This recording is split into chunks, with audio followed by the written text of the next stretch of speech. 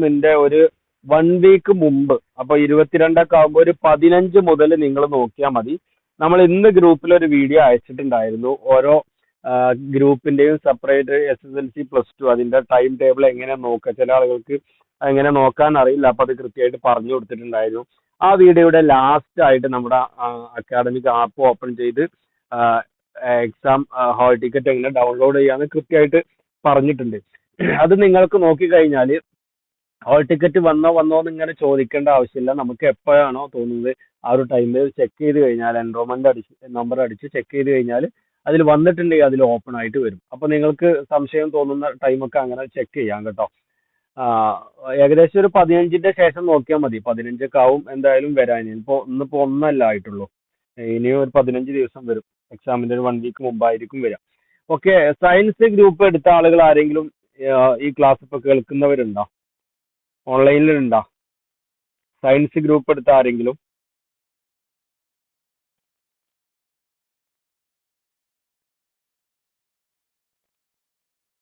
Audio കേൾക്കുന്നില്ലേ കൃത്യമായിട്ട്?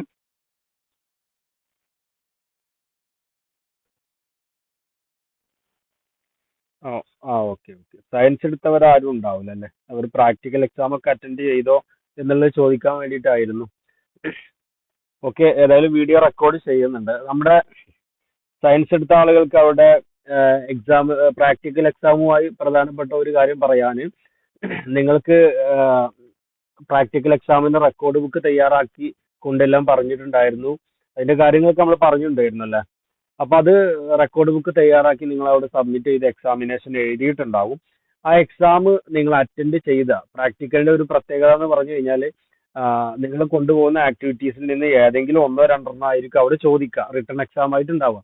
അത് നിങ്ങൾ എഴുതി കൊടുത്തിട്ടുണ്ടാവും. ആർക്കെങ്കിലും എഴുതി കൊടുക്കാൻ ചോദിച്ച ചോദ്യം കിട്ടാതിരിക്കുക, അല്ലെങ്കിൽ എഴുതിയത് മാറുക, അങ്ങനെ എന്തെങ്കിലുമൊക്കെ വല്ല ബുദ്ധിമുട്ട് നേരിട്ടുണ്ടെങ്കിൽ അവർ ശ്രദ്ധിക്കേണ്ട കാര്യം, നിങ്ങൾ റെക്കോർഡ് ബുക്ക് എഴുതി തയ്യാറാക്കി പ്രാക്ടിക്കൽ എക്സാം അറ്റൻഡ് ചെയ്താൽ തന്നെ ഷുവർ ആയിട്ട് നിങ്ങൾക്ക് ഒരു 50% മാർക്ക് കിട്ടും.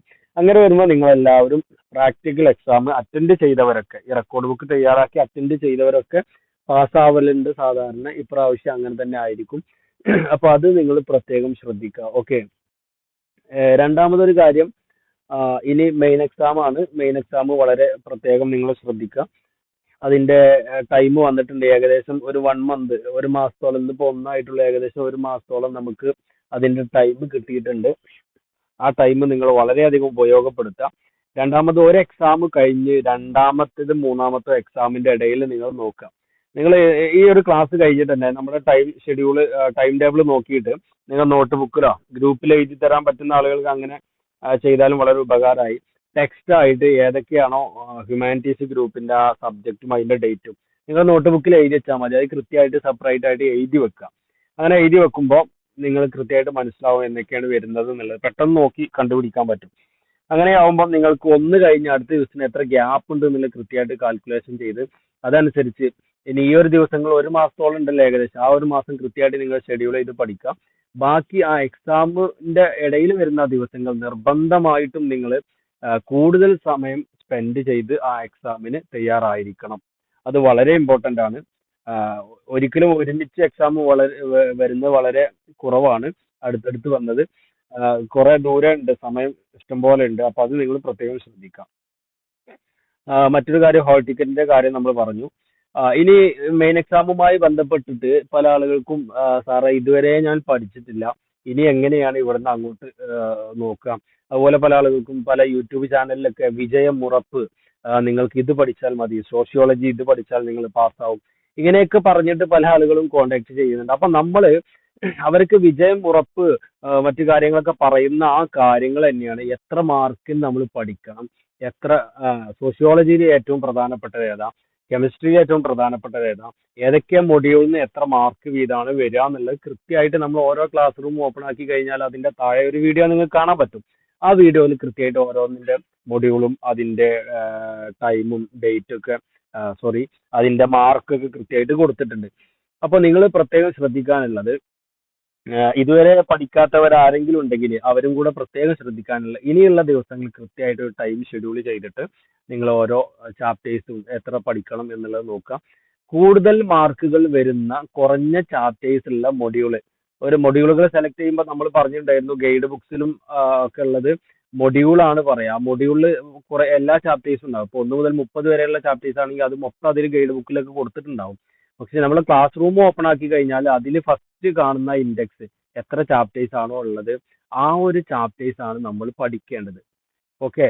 അതല്ലാതെ അതിന്റെ പുറത്ത് വരുന്ന ചാപ്റ്റേഴ്സ് നമ്മൾ പഠിക്കേണ്ടതില്ല.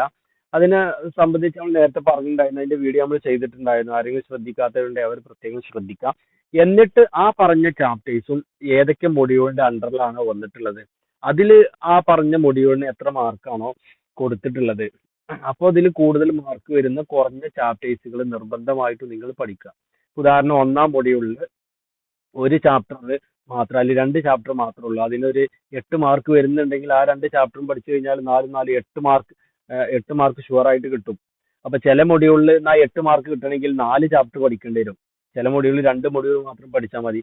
അപ്പൊ അത് നിങ്ങൾ നോക്കിയിട്ട് കൂടുതൽ മാർക്കുകൾ ഇല്ല ഏറ്റവും കുറഞ്ഞ മൊഡ്യൂളുകൾ അതാണ് നിങ്ങൾ പഠിക്കേണ്ടത്. യൂട്യൂബിലൊക്കെ നോക്കുമ്പോൾ അതൊക്കെ അങ്ങനത്തെ ക്ലാസ്സുകളൊക്കെ വരുന്നത്. അതായത് വിജയം ഉറപ്പ്, നിങ്ങൾ ഇത്ര മാർക്കിന് ഈ കാര്യങ്ങൾ മാത്രം പഠിച്ചാൽ മതി. നമ്മൾ അത് ഇപ്പോഴല്ല പറയുന്നത്, നമ്മൾ അത് നേരത്തെ പറഞ്ഞിട്ടുണ്ട്. ക്ലാസ് റൂം ഓപ്പൺ ആക്കി കഴിഞ്ഞാൽ അതിലുണ്ട് എന്നുള്ളതാണ്. അപ്പൊ നിങ്ങൾ ഇനി നോക്കേണ്ടത് ആരും ഇതിനെ കുറിച്ച് വറീഡ് ആവണ്ട. നിങ്ങൾ കൃത്യമായിട്ട് നമ്മുടെ ക്ലാസ് റൂം ഓപ്പൺ ചെയ്യുക, കൂടുതൽ മാർക്കുകൾ വന്ന ഏതൊക്കെയാണെന്നുള്ളത് നോക്കാം. രണ്ടാമത് ഏറ്റവും ഇപ്പോൾ ഇംഗ്ലീഷിലോട്ട് വരികയാണെങ്കിൽ ഞാൻ സ്ക്രീൻ ഒന്ന് ഷെയർ ചെയ്യുന്നുണ്ട്, കാണാൻ പറ്റുന്നുണ്ടെങ്കിൽ ഒന്ന് പറയണേ. സ്ക്രീൻ ഷെയർ ചെയ്തിട്ടുണ്ട്, കാണാൻ പറ്റുന്നുണ്ടോ? ആ ഓക്കെ. ഫസ്റ്റ് ഇംഗ്ലീഷ് ഓരോ സബ്ജക്ട് വൈസ് ആയിട്ട് ഞാൻ കാര്യങ്ങൾ കൃത്യമായിട്ട് പറഞ്ഞുതരാം. ഇംഗ്ലീഷ് ഫസ്റ്റ് ബേസ് ഇംഗ്ലീഷ് ആണ് കൊടുത്തിട്ടുള്ളത്. ഈ ബേസ് ഇംഗ്ലീഷിൽ നിങ്ങൾ ഒരു ചാപ്റ്റർ ക്ലാസ് 1, 2, 3, 4 ഈ 4 ക്ലാസ് ഇതിലുണ്ട്. ഈ 3 ക്ലാസ്, ഈ 3 ക്ലാസ് കഴിഞ്ഞ് ക്ലാസ് 4 മുതൽ വരുന്നത് ബേസ് ഇംഗ്ലീഷ് അല്ല, അത് ഇംഗ്ലീഷിന്റെ ഏറ്റവും ഇമ്പോർട്ടന്റ് ആയിട്ടുള്ള ഏരിയാസുകളാണ്. ഇതിൽ കൊടുത്തിട്ടുള്ള ഈ വീഡിയോസുകളിൽ പറയുന്ന ഇംഗ്ലീഷ് ക്വസ്റ്റ്യൻ പേപ്പറിൽ നിന്ന് നമ്മൾ പഠിക്കുന്ന ഇംഗ്ലീഷ് ചാപ്റ്ററിന്റെ പുറത്ത് നിന്ന് കുറച്ച് കാര്യങ്ങൾ കൂടുതൽ മാർക്കിൽ വരുന്ന കാര്യങ്ങളുണ്ട്. ഇപ്പൊ ഉദാഹരണത്തിന് സെന്റൻസ് ക്രിയേറ്റ് ചെയ്യുക, അതുപോലെ 2 സെന്റൻസ് തമ്മിൽ കമ്പൈൻ ചെയ്യുക, കൂട്ടി ഒരുമിപ്പിക്കുക, അതുപോലെ ഗ്രാമറിന്റെ കുറച്ച് ഏരിയകൾ ഇങ്ങനെയൊക്കെ കൊടുത്തിട്ടുണ്ട്. അപ്പൊ അതൊക്കെ നിങ്ങൾ ഫസ്റ്റ് ആയിട്ട് തന്നെ ഇംഗ്ലീഷിൽ ഇത് കംപ്ലീറ്റ് ചെയ്യാൻ വേണ്ടി ശ്രദ്ധിക്കണം. ഇത് ജസ്റ്റ് ഒന്ന് ക്വസ്റ്റ്യൻ പേപ്പർ റിവ്യൂ അല്ല എന്ന് വിചാരിച്ചിട്ട് നിങ്ങൾ തള്ളിക്കളയരുത്. ഇത് കൃത്യമായിട്ടുള്ള ക്ലാസ് ആണ്. അത് 1 by 1 ആയിട്ട് നിങ്ങൾ എഴുതുക, കൃത്യമായിട്ട് പഠിക്കുക. ഓരോന്നോരോന്ന് ഇതേ സെയിം ക്വസ്റ്റ്യൻസ് തന്നെ നമ്മുടെ മെയിൻ പബ്ലിക് എക്സാമിന് ചോദിക്കാറുണ്ട്, അത് പ്രത്യേകം ശ്രദ്ധിക്കുക. Okay. English new model question paper വരെയുള്ളത് അത് തന്നെയാണ്. ഇനി English new model question paper 1, 2 കൊടുത്തിട്ടുണ്ട്. ഇത് പുതിയ മോഡൽ, നമ്മൾ പഴയ മോഡലിൽ നിന്നും പുതിയ മോഡലിലേക്ക് ചെറിയ ചേഞ്ചുകൾ വന്നിട്ടുണ്ട്. ക്വസ്റ്റ്യൻ പേപ്പറിന്റെ രൂപമൊക്കെ മാറിയിട്ടുണ്ട്. മൾട്ടിപ്പിൾ ചോയ്സ് ക്വസ്റ്റ്യനും കുറച്ച് കാര്യങ്ങളൊക്കെ ഉൾപ്പെടുത്തിയിട്ടുണ്ട്. അപ്പൊ ആ കാര്യങ്ങൾ എങ്ങനെയൊക്കെയാണെന്നുള്ളതാണ് ഈ 1ഉം 2ഉം വീഡിയോയിൽ കൃത്യമായിട്ട് പറയുന്നത്. അവിടെ മൈക്ക് ഓപ്പൺ ആണല്ലോ.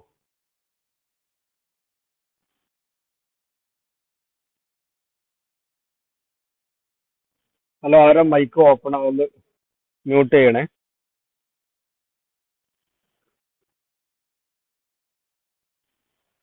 ആ ഓക്കെ ഓക്കെ. പല ആളുകളും 2-3 ക്ലാസ് ഒക്കെ ഈ ടൈമിൽ അറ്റൻഡ് ചെയ്യുന്നുണ്ട് എന്ന് മനസ്സിലാക്കുന്നു. ഓക്കെ. എനിവേ പ്രത്യേകം ശ്രദ്ധിക്കണേ, നമ്മുടെ എക്സാം ആയതുകൊണ്ട് തന്നെ നമ്മുടെ ക്ലാസ്സുകൾ വെരി ഇമ്പോർട്ടൻ്റ് ആയിട്ടുണ്ട്, ശ്രദ്ധിക്കണേ.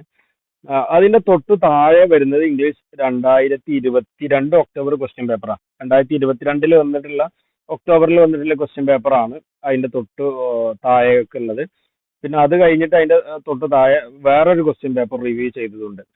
അപ്പോ ഇത് വെരി ഇമ്പോർട്ടന്റ് ആണ്. നിങ്ങൾ അപ്പോൾ കൃത്യമായിട്ട് ഇത് ബേസ് ഇംഗ്ലീഷിൽ ഇത് നിങ്ങൾ കംപ്ലീറ്റ് ചെയ്യണം. ഇത് ഇംഗ്ലീഷിന്റെ മാത്രമല്ല, മറ്റ് ക്വസ്റ്റ്യൻ പേപ്പറൊക്കെ ഇതേ രൂപത്തിൽ തന്നെ വരുന്നത്. അപ്പോൾ ക്വസ്റ്റ്യൻ പേപ്പർ മനസ്സിലാക്കാനും ക്വസ്റ്റ്യൻസ് മനസ്സിലാക്കാനും ക്വസ്റ്റ്യൻസിന്റെ മോഡൽ മനസ്സിലാക്കാനും എത്ര മാർക്കിന് എത്ര പേജൊക്കെ എഴുതണം, എത്ര ലൈൻ എഴുതണം എന്നൊക്കെ കൃത്യമായിട്ട് ഈ വീഡിയോസുകൾ പറഞ്ഞിട്ടുണ്ട്. അപ്പോൾ അത് നിങ്ങൾ കൃത്യമായിട്ട് തന്നെ കംപ്ലീറ്റ് ചെയ്യാം. അതിന്റെ ശേഷമാണ് നിങ്ങൾ ഇംഗ്ലീഷ് ക്ലാസ്സിലോട്ട് വരേണ്ടത്. ഇംഗ്ലീഷ് ക്ലാസ് ഓപ്പൺ ആക്കുമ്പോൾ നമുക്ക് ഫസ്റ്റ് ആയിട്ട് അതിൽ കാണാൻ പറ്റുക ടോട്ടലി 22 ചാപ്റ്റർ ആണ്. ഈ 22 ചാപ്റ്റർ കഴിഞ്ഞ് തൊട്ട് താഴെ 22-ൽ തന്നെ ഓപ്ഷണൽ മൊഡ്യൂളിന്റെ ചാപ്റ്റേഴ്സ് ഉണ്ട്.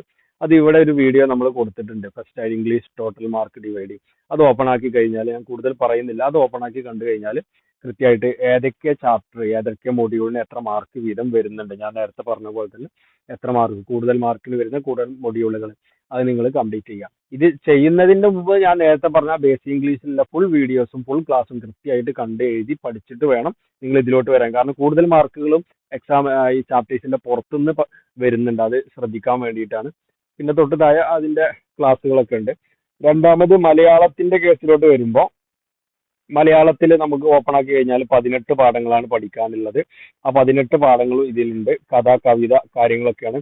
അതിലും എങ്ങനെയാണ് ക്വസ്റ്റ്യൻ പേപ്പർ ഡിസൈൻ ചെയ്തിട്ടുള്ളത്, എങ്ങനെ ക്വസ്റ്റ്യൻ പേപ്പർ മാർക്ക് എത്ര വരും എന്നുള്ളത് വീഡിയോ കൊടുത്തിട്ടുണ്ട്. അതും നിങ്ങൾ കൃത്യമായിട്ട് കണ്ട് മനസ്സിലാക്കുക. ഓക്കെ.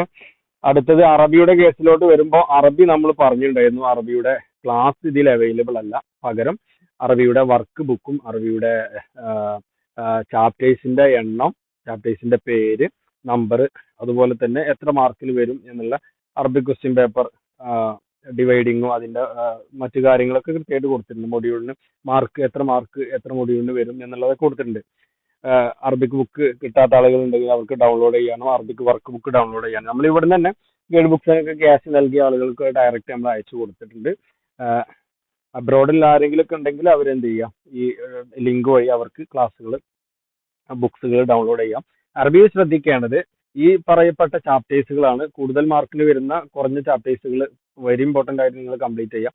അതിനോട് കൂടെ തന്നെ അറബിയുടെ ഈ വർക്ക് ബുക്ക് എന്ന് പറഞ്ഞു കഴിഞ്ഞാൽ ഓരോ ചാപ്റ്ററിലും ഏതൊക്കെ ഏരിയാസുകളാണ് ഇമ്പോർട്ടൻ്റ് എന്നുള്ളത് അതിന്റെ ക്വസ്റ്റ്യൻസുകൾ ഈ വർക്ക് ബുക്കിൽ കൊടുത്തിട്ടുണ്ട്.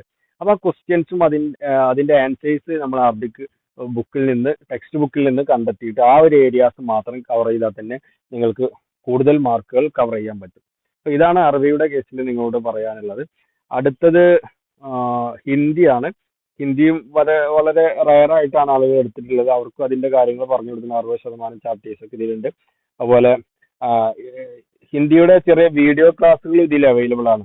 അതിന്റെ PDF വീഡിയോ ക്ലാസ്സും താഴെയുള്ള ലിങ്ക് ക്ലിക്ക് ചെയ്ത് കഴിഞ്ഞാൽ നിങ്ങൾക്ക് ഹിന്ദിയുടെ ആ ഒരു ക്ലാസ് ഇതൊക്കെ കിട്ടും. ഇവിടെ താഴോട്ട് പോയി കഴിഞ്ഞാൽ കിട്ടുന്നതാണ്.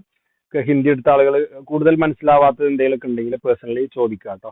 വളരെ കുറഞ്ഞ സ്റ്റുഡൻസ് ആയതുകൊണ്ടാണ് വെരി ഡീറ്റെയിൽഡ് ആയിട്ട് ഓരോ വീഡിയോസ് ഒന്നും കാണിക്കാത്തത്. ആ ലിങ്ക് വഴി തന്നെ ഓരോ ചാപ്റ്റർ വൈസുള്ള വീഡിയോസുകളൊക്കെ അവൈലബിൾ ആണ്. അടുത്ത സോഷ്യോളജിയിലോട്ട് വരുമ്പോൾ, സോഷ്യോളജി നമ്മൾ 60% ചാപ്റ്റേഴ്സ് ഏതൊക്കെ ചാപ്റ്റേഴ്സ് ഇതിൽ കൊടുത്തിട്ടുണ്ട്.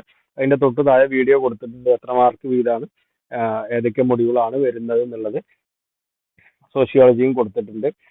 അതുപോലെ തന്നെ ഹിസ്റ്ററിയും ഇതേപോലെ തന്നെ ഇപ്പൊ പറഞ്ഞ പോലെ തന്നെ ടോട്ടലി ചാപ്റ്റേഴ്സ് വരുന്നത് 20 ചാപ്റ്ററുകളാണ്. എത്ര മാർക്കിന് എത്ര ഏതൊക്കെ മൊഡ്യൂൾ വരുന്നുണ്ട് എന്നുള്ള കൃത്യമായിട്ട് അതിൽ കൊടുത്തിട്ടുണ്ട്, വീഡിയോ കൊടുത്തിട്ടുണ്ട്. അതും നിങ്ങൾക്ക് കണ്ട് മനസ്സിലാക്കാവുന്നതാണ്.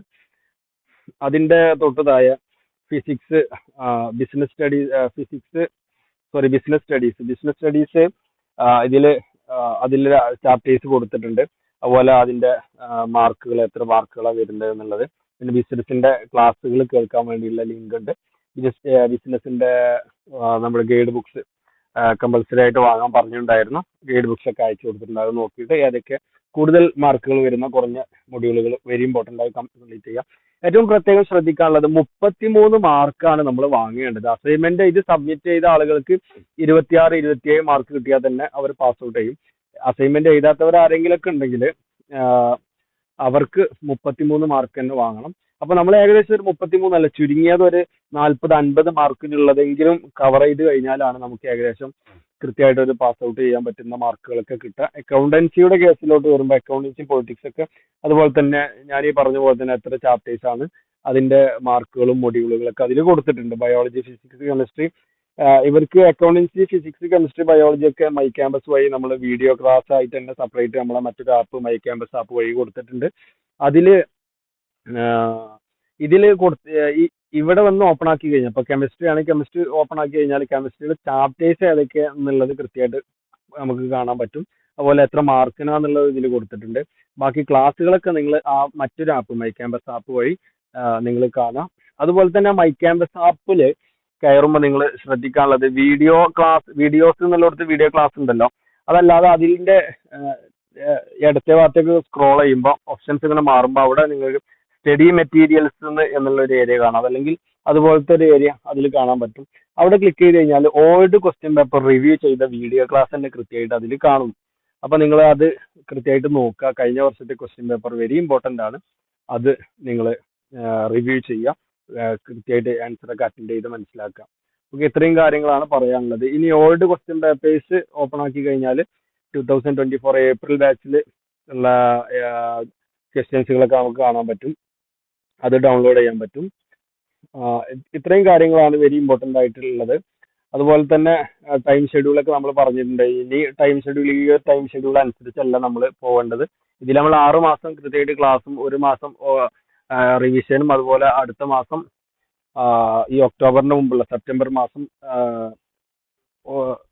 മോഡൽ എക്സാമിന്റെ മാസമായിട്ട് നമ്മൾ കാൽക്കുലേഷൻ ചെയ്ത് ആ ഒരു കൃത്യമായിട്ടുള്ള ടൈം ഷെഡ്യൂളിൽ തന്നെ നമ്മൾ എല്ലാ കാര്യങ്ങളും കംപ്ലീറ്റ് ചെയ്തിട്ടുണ്ട്. ഇനി ഈ ഒരു മാസം ഒക്ടോബർ മന്ത് നമുക്ക് എക്സാമിനുള്ള മന്താണ്.